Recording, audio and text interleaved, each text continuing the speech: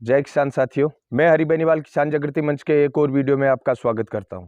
साथियों, कल हमने एक वीडियो प्रधानमंत्री आवास योजना को लेकर अपलोड किया था। वो वीडियो अपलोड करने के बाद में पूरे राजस्थान से जिस प्रकार से सवालों की, शिकायतों की बाढ़ हमारे पास आई, उसको देखकर हमने ये दूसरा वीडियो लॉन्च किया है ताकि आप सब साथियों की शिकायतों का निस्तारण हम व्यवस्थित तरीके से कर सकें। आप सब साथियों से हमारा अनुरोध है कि आप फोन करने की बजाय, क्योंकि मैं देखता हूं पूरे राजस्थान से इतने फोन आ रहे हैं कि हम फोन नहीं उठा पा रहे हैं, उसके लिए सबसे पहले माफी चाहते हैं। दूसरी बात, आप फोन करने की बजाय आपकी शिकायत को व्यवस्थित तरीके से एक कागज पर लिखिए, उस कागज का फोटो स्क्रीनशॉट लीजिए और वो स्क्रीनशॉट हमारे व्हाट्सएप नंबर 8058898058 8058 898058 पर भेज दीजिए। किसान जागृति मंच में आप अगर लिखित में शिकायत करते हो तो हम आपकी शिकायतों का रिकॉर्ड रख सकते हैं। आपकी शिकायत हम भूलेंगे नहीं। आपकी शिकायत ऐसा है कि 2 दिन, 4 दिन, 5 दिन बीत जाने के बाद भी हमें याद रहेगी कि इस गांव के अंदर ये शिकायत का निस्तारण हो गया, इसका नहीं हुआ। दूसरी बात, आप सब भाइयों से मेरी रिक्वेस्ट है, प्रधानमंत्री आवास योजना में आपका नाम काटा गया है या आपका नाम होने के बावजूद आपके नंबर से आगे के लोगों को मकान दिया जा रहा है, उनको किस्त दी जा रही है, आपको नहीं दी जा रही है।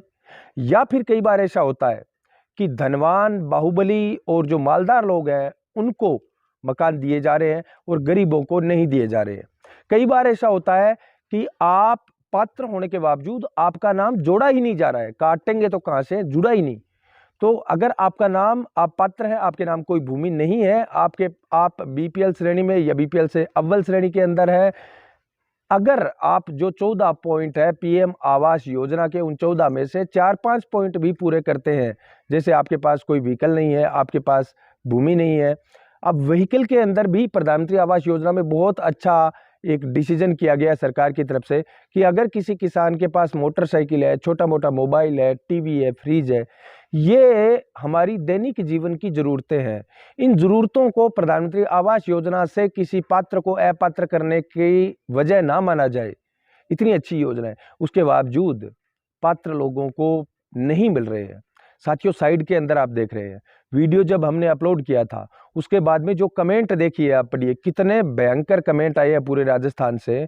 कुछ लोग तो अपने घरों की वीडियो बनाकर भेज रहे हैं, जर्जर मकान है, छत टपक रही है, कईयों के छत है ही नहीं, उन लोगों को भी अपात्र किया गया है, उन लोगों को भी पात्र नहीं माना गया है। ये कितनी बड़ी विडंबना है। एक योजना के ऊपर हमने हाथ रखा, उस योजना के शिकायत हमने मांगी और शिकायतों की बाढ़ आ गई। इसका मतलब इस राजस्थान में आम आदमी की सुनने वाला कोई नहीं है। किसान जागृति मंच आप सबसे अनुरोध करता है कि हम अकेले कुछ नहीं कर सकते। हमारा उभरता हुआ संगठन है, हम हर मुद्दे पर आवाज उठाते हैं। हम किसानों की कर्ज माफी की आवाज उठाते हैं, हम किसानों को वक्त पर उर्वरक मिले इसकी आवाज उठाते हैं, हम किसानों को बैंकों द्वारा प्रताड़ित किया जाता है उसकी आवाज उठाते हैं, हम किसानों की आत्महत्याओं के खिलाफ आवाज उठाते हैं, हम प्रधानमंत्री आवास योजना की आवाज उठाते हैं। इसका मतलब पंचायती राज के अंदर बहुत सारे भ्रष्टाचार हो रहे हैं, उसकी आवाज उठाते हैं। हम सूचना के अधिकार का सही सदुपयोग आप किस प्रकार से करें, ये आवाज उठाते हैं। हम वन विभाग की अवैध कटाई के खिलाफ आवाज उठाते हैं। इतने मुद्दों पर जब हम आवाज उठाते हैं तो हमारे संगठन को बहुत सारे मेहनती लोगों की जरूरत होगी। मैं आप सब में से, उन मेहनती भाइयों से आह्वान करता हूं कि आइए, आप चाहे कोई भी काम करते हैं, कोई भी धंधा करते हैं, तैयारी करते हैं, खेती करते हैं, बिजनेस करते हैं, लेकिन आपके दिल के कोने में कहीं भी लोगों की सेवा करने की सोच है, अगर आप चाहते हैं कि लोकतंत्र के अंदर, 75 साल के लोकतंत्र के अंदर आज भी अगर पीड़ितों को न्याय नहीं मिलता है, उसके लिए मुझे कुछ करना चाहिए, अगर आप ऐसा सोचते हैं तो किसान जागृति मंच में आपका स्वागत है। आप आपके काम धंधे के साथ साथ किसान जागृति मंच के अंदर रहकर, किसान जागृति मंच से जुड़कर लोगों की सेवा कर सकते हैं। साथियों, जब हमने वन विभाग की आवाज उठाई थी और अभी भी उठा रहे हैं, तो बहुत सारे लोग ये कह रहे हैं कि आपसे ये नहीं होगा, ये बहुत बड़ा भ्रष्टाचार है, इसके अंदर बहुत बड़े बड़े मगरमच्छ हैं, आप ये नहीं कर पाएंगे। भाई साहब, मैं उन सब लोगों को कहना चाहता हूं यहाँ पर देर है अंधेर नहीं। वन विभाग अपनी जिम्मेदारियों का 5% जिम्मेदारी भी नहीं निभा रहा है। कल हमने रावड़ा के आसपास वनों की अवैध कटाई के बारे में जब वन विभाग के अधिकारियों से संपर्क स्थापित करने की कोशिश की तो वन विभाग के अधिकारियों ने फोन तक नहीं उठाए थे। मैं वन विभाग के कर्मचारियों से, अधिकारियों से कहना चाहता हूँ, चाहे आप अनूपगढ़ से है, गढ़साना से है, रावड़ा से है, विजयनगर से है, गंगानगर से है, हनुमानगढ़ से है, बीकानेर से है, आप चाहे कहीं से भी है, आप पब्लिक सर्वेंट है, आप पब्लिक के नौकर है। पब्लिक की ऑक्सीजन की सुरक्षा के लिए आपको बिठाया गया है। पब्लिक की जिम्मेदारी बनती है कि हमारे नौकर ईमानदारी से काम कर रहे हैं या नहीं कर रहे हैं, ये जिम्मेदारी पब्लिक की बनती है। दुर्भाग्य से जनता अपनी जिम्मेदारी नहीं निभा रही है, जनता जागरूकता नहीं दिखा रही है, जनता अपने नौकरों से हिसाब नहीं मांग रही है, जनता अपने नौकरों को ये नहीं कह रही है कि आप आपकी नौकरी ईमानदारी से कर रहे हो या नहीं कर रहे हो। पता है क्यों? क्योंकि इस देश के अंदर 5%, 7%, 10% बाहुबली लोग, पूंजीपति लोग, जो लोग पैसों के लिए अपना ईमान बेचते हैं, ईमान तो बहुत छोटा शब्द है, अपने माँ बाप को बेच देते हैं, इस प्रकार के लोग आपकी सांसों को कहाँ बख्शेंगे। जब मैं बात करता हूँ वनों की कटाई को हमारी सांसों की कटाई कहता हूँ, तब मैं ये भी कहता हूँ कि वन विभाग के अंदर जो अवैध वनों की कटाई हो रही है, पेड़ों की अवैध कटाई हो रही है, उसके लिए सरकारों को बहुत सख्त संशोधन करने की जरूरत है। वन एवं वन्य जीव अधिनियम 1972 के अंदर 2022-21 के अंदर संशोधन करने का प्रयास भी किया केंद्र सरकार ने, लेकिन दुर्भाग्य से वो नाकाफी है। मैं ये कहता हूं, एक आदमी को मारने की सजा जो होती है उससे कहीं ज्यादा सजा एक पेड़ को काटने की होनी चाहिए। क्यों? क्योंकि एक पेड़ रोजाना कम से कम 10 से 15 लोगों को ऑक्सीजन देता है। एक पेड़ को काट दिया, इसका मतलब रोजाना 10 से 15 लोगों की ऑक्सीजन को काट दिया आपने। इतना बड़ा जनसंहार हो रहा है, लोग तो हजारों पेड़ रोजाना कट रहे हैं इस एरिया के अंदर। और आने वाले 10-15 साल बाद में जब मैं ये कहता हूं ना कि आपको ऑक्सीजन सिलेंडर लेके निकलना पड़ेगा घर से बाहर, घर के अंदर ऑक्सीजन सिलेंडर आपको रखने पड़ेंगे। जिस प्रकार से आज आप रसोई में एलपीजी सिलेंडर रखते हो, उसी प्रकार आपको ऑक्सीजन सिलेंडर रखने पड़ेंगे। और एक दिन ऐसा आएगा जब आदमी बगैर पानी के, मछली जिस प्रकार से तड़प तड़प के मरती है, उस प्रकार से यहाँ पर आदमी मरेंगे। क्योंकि इंसान ने व्यावसायिकता की भागदौड़ में, चंद रुपयों के खातिर, अमीर बनने की चाहत में, बड़ा घर बनाने की चाहत में, बड़ी गाड़ी लेने की चाहत में, अच्छा खाना पीना इसकी चाहत में, सारे नियम कानून कायदे प्रकृति को ताक पर रखकर काम धंधे करने शुरू कर दिए।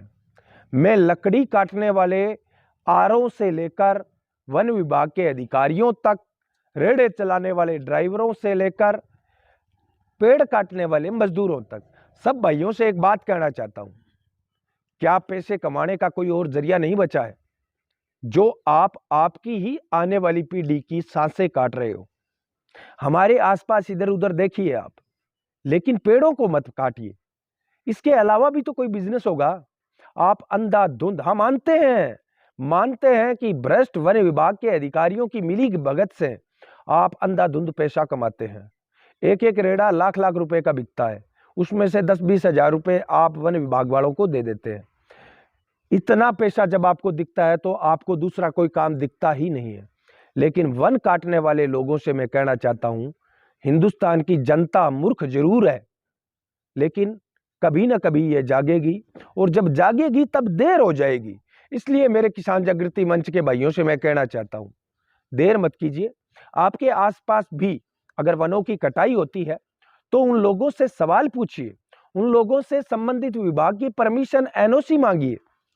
कल मेरे पास एक फोन आया था बीरवना से, भाई ये कह रहा है कि जब भी हम वन विभाग के कर्मचारियों को या फिर पेड़ काटने वाले लोगों को बोलते हैं कि भाई ये क्या काम कर रहे हो, कहां से परमिशन मिली है आपकी, पेड़ क्यों काट रहे हो, तब उनको मारा जाता है, डांटा जाता है। अरे वाह, इस लोकतंत्र के अंदर अगर सवाल पूछने वाले लोगों के साथ ये सलूक किया जाएगा तो फिर लोकतंत्र बचा कहां है। मैं गांव के, डाणियों के शहर के सारे भाइयों से इतना ही कहना चाहता हूं, आप अगर बगैर कपड़े के जी सकते हो, आप बगैर गाड़ी के जी सकते हो, आप बगैर घर के भी जी सकते हो, लेकिन आप बगैर ऑक्सीजन के नहीं जी सकते। इस चीज को समझिए आप।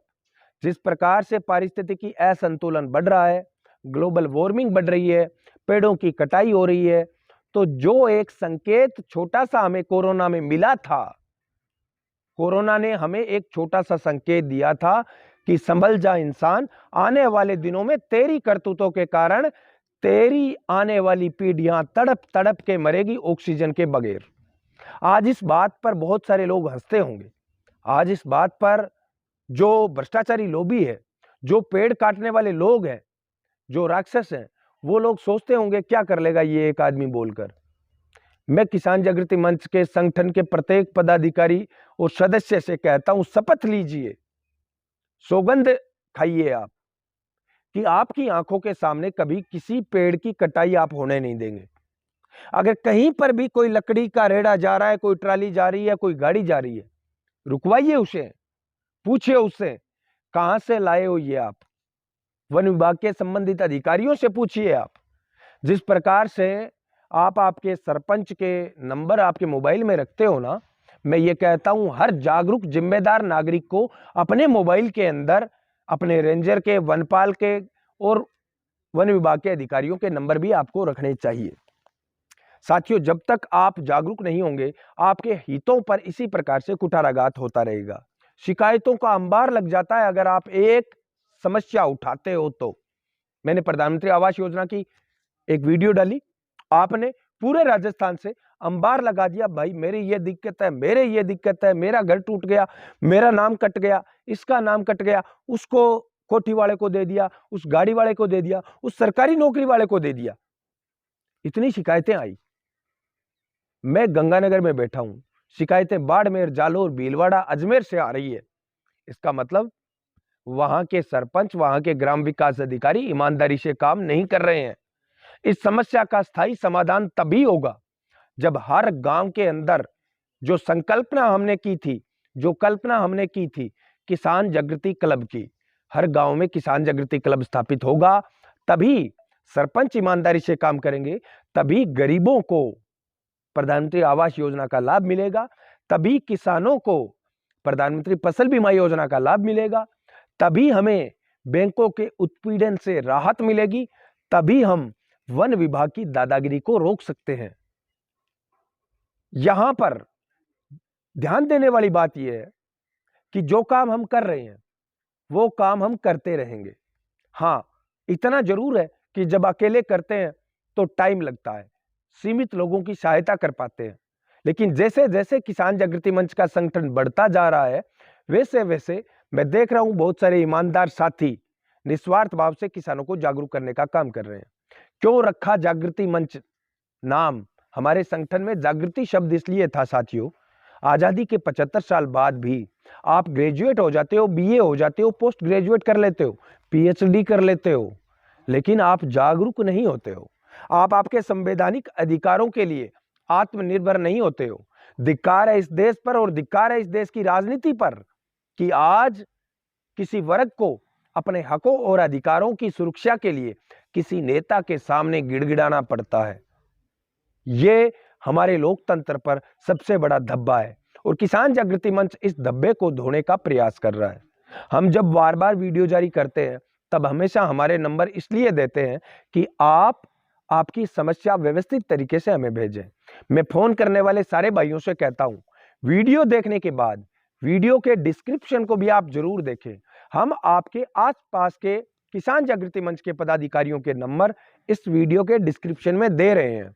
आप कोशिश कीजिए कि आपके सबसे नजदीकी जो पदाधिकारी है किसान जागृति मंच का, उसको जरूर इस बारे में अवगत करवाएं, आपकी समस्या के बारे में अवगत करवाएं। वो समस्या चाहे वन विभाग से संबंधित है, खनन विभाग से संबंधित है, पंचायतों से संबंधित है, बैंकों से संबंधित है, वो समस्या सबसे पहले आप आपके नजदीकी पदाधिकारी को बताएं। वो सुनवाई नहीं करता है तब आप 8058 पर लिखित के अंदर आपकी शिकायत हमें भेजिए। आप फोन करेंगे, मैं फोन उठा भी लूंगा। पहली बात तो मैं 10% लोगों के भी फोन नहीं उठा पा रहा हूं, क्यों? पूरे राजस्थान से फोन आ रहे हैं।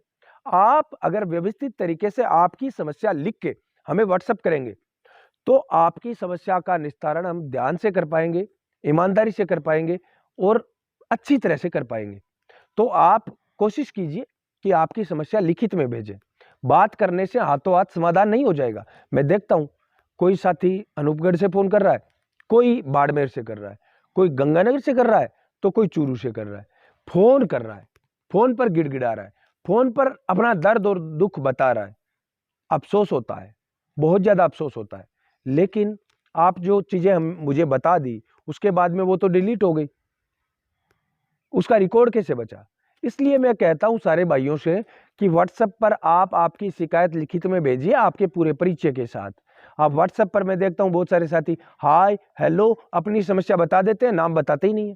भाई आपका नाम बताइए। और बहुत सारे साथी अपनी पंचायत का और खुद का नाम बता देते हैं, तहसील का जिले का नहीं बताते हैं। अब जैसे मैं देखता हूं बाड़मेर, जोधपुर, जैसलमेर, उधर के गांवों के नाम हमें थोड़ी याद है। आप तो इस प्रकार से लिख के भेजते हो जैसे आपका गांव तो वर्ल्ड के नक्शे पे कोई भी जानता है। ऐसा नहीं है भाइयों। आप आपकी पंचायत, तहसील और जिले का नाम व्यवस्थित तरीके से लिख के भेजें और उसके बाद में आपकी समस्या को भी व्यवस्थित तरीके से लिख के भेजें। हम आपकी समस्या के निस्तारण के लिए पूरी ईमानदारी से प्रयास करेंगे। और वन विभाग, खनन विभाग, इन दोनों विभागों से हम कहना चाहते हैं आपके अंदर भ्रष्टाचार में लिप्त कर्मचारियों को शीघ्र दिन में तारे दिखाने का काम किसान जागृति मंच करेगा। हमारे यहाँ पर देर हो सकती है लेकिन अंधेर नहीं। सारे साथियों से और किसान जागृति मंच में जुड़ने के इच्छुक साथियों से मैं कहना चाहता हूं हमारे किसान जागृति मंच के कुटुंब ऐप को इंस्टॉल कीजिए और गौरवशाली किसान जागृति मंच का आईडी कार्ड प्राप्त कीजिए। वो आईडी कार्ड आपकी जेब में रखिए।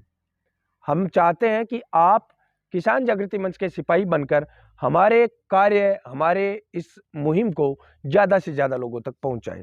इस वीडियो में बस इतना ही। लगे कि इस वीडियो में किसानों को जागरूक करने की आवाज हमने दिल से उठाई है तो कम से कम 5-7 दोस्तों को ये वीडियो शेयर जरूर कीजिए। धन्यवाद। जय किसान।